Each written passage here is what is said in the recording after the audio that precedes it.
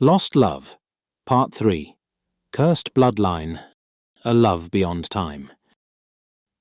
As the years passed, my quest to uncover the secrets of the mysterious village became an obsession.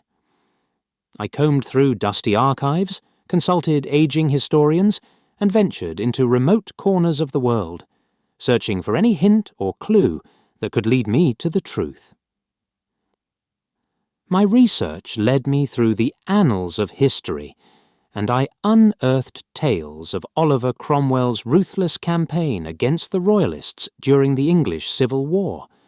It was a brutal chapter in England's past, and Cromwell's legacy was one of violence and vengeance. But buried within these accounts, I discovered a dark and obscure legend, a legend that hinted at the true origin of the village's curse. According to the legend, Oliver Cromwell, in his relentless pursuit of the Royalists, had made a sinister pact with a malevolent entity. In exchange for victory in the war, he had agreed to offer up the souls of the villagers of a small, forgotten hamlet.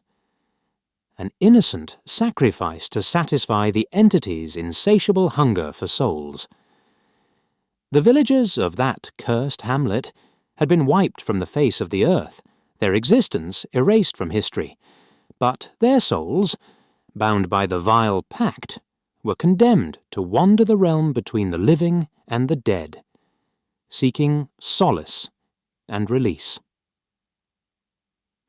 The village, I realized, was a manifestation of their eternal torment, a prison that materialized once every decade to fulfill the cursed bargain. Armed with this newfound knowledge, I delved deeper into the arcane arts and esoteric rituals, hoping to find a way to break the curse and free the trapped souls. I consulted ancient grimoires and sought the guidance of mystics who claimed to possess knowledge of the supernatural. It was during one of these journeys into the occult that I discovered a ritual, an ancient, forbidden rite that promised to undo the curse and release the souls of the villagers. The ritual required the blood of a direct descendant of Oliver Cromwell, a bloodline that had carried the burden of the curse for generations. I have traced the lineage of Oliver Cromwell's descendants and, to my astonishment, found that I was indeed a descendant of the infamous Oliver Cromwell. It seemed that fate had chosen me for a purpose, to right the wrongs of the past and break the curse that had ensnared the village and my beloved Mary. With the knowledge of the ritual and the weight of responsibility on my shoulders, I embarked on a perilous journey to gather the necessary ingredients and perform the ancient rite. It was a dark and moonless night when I returned to the spot where the village had once stood, armed with candles, arcane symbols, and a vial of my own blood. As I began to chant the incantations and draw the symbols in the dirt, a chill descended upon the landscape. The wind whispered secrets, and the very earth seemed to tremble beneath my feet. I could feel the presence of the trapped souls, restless and yearning for release. Suddenly, a spectral figure emerged from the shadows, a wraith-like apparition with hollow eyes and a mournful expression. It was Mary, her ethereal form bathed in an eerie, otherworldly light. "Is it truly you?" I whispered, tears welling up in my eyes. She nodded, her voice a mere echo. "You have found the way, my love, the way to set us free." With renewed determination, I continued the ritual, pouring my blood onto the soil, and the ground beneath me seemed to pulse with a malevolent energy. The very air crackled with anticipation as I recited the final incantation, invoking the spirits to break the curse that had bound them for centuries. At that moment, the world around me blurred, and I felt a searing pain, as if my very soul was being torn asunder.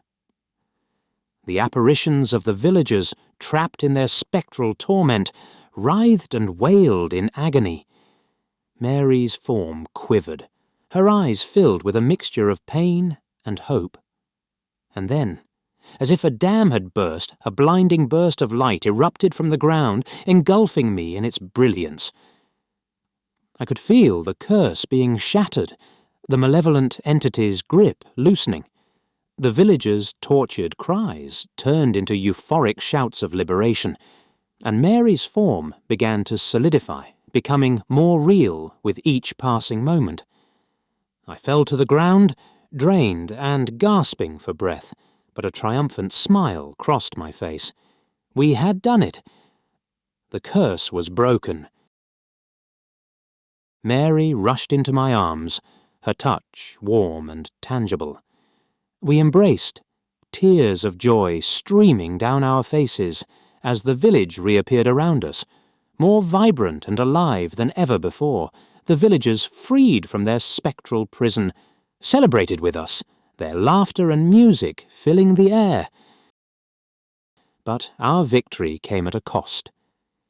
I could feel the ancient power coursing through my veins, the weight of the curse transferred onto my shoulders.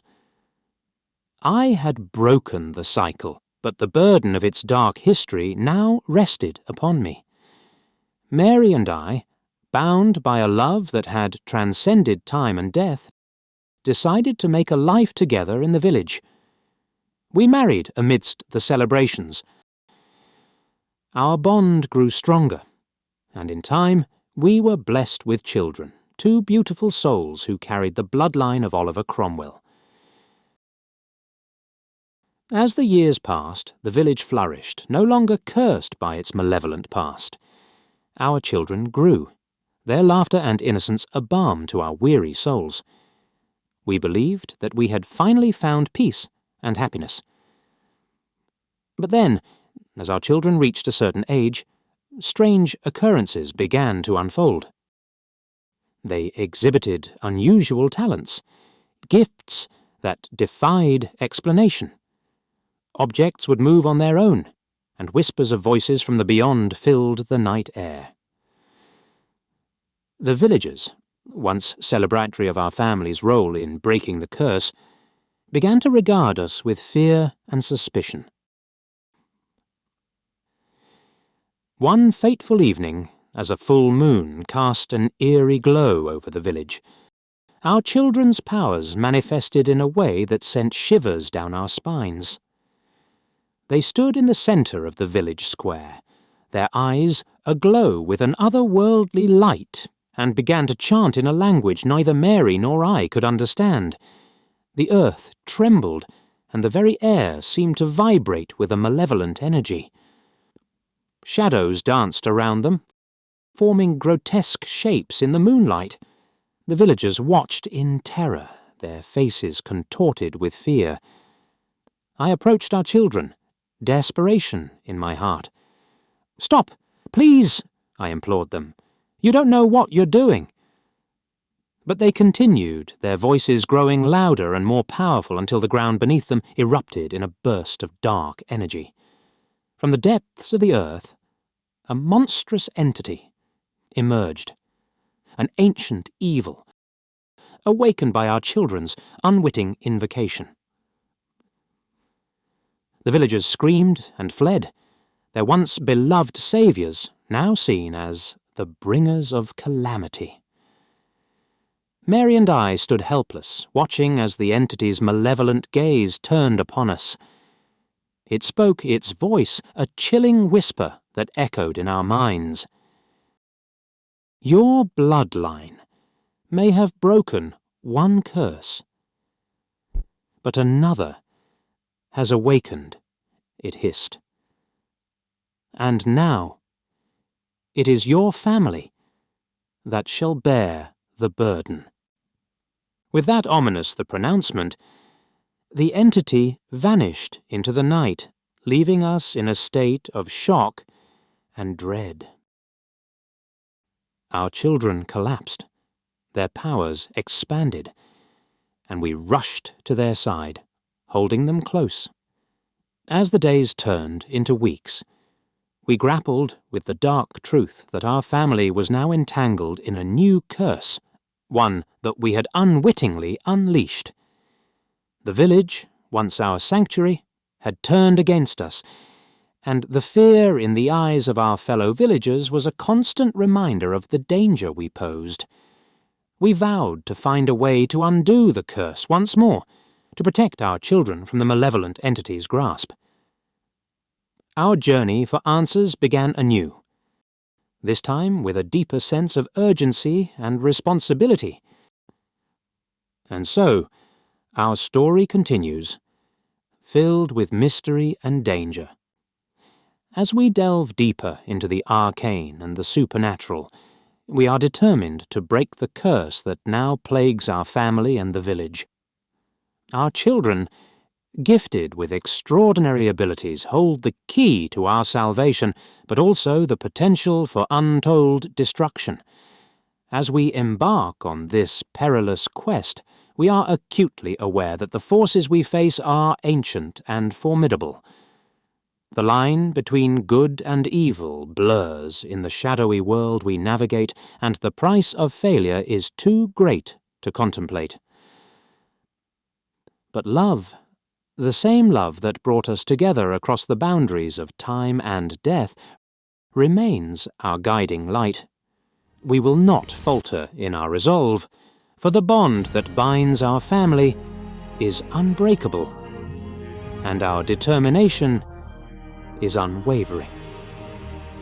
Our story, filled with mystery, magic, and the relentless pursuit of redemption, is far from over. The future is uncertain, but one thing is clear. We will face whatever challenges lie ahead as a family, for it is our love that will ultimately shape our destiny.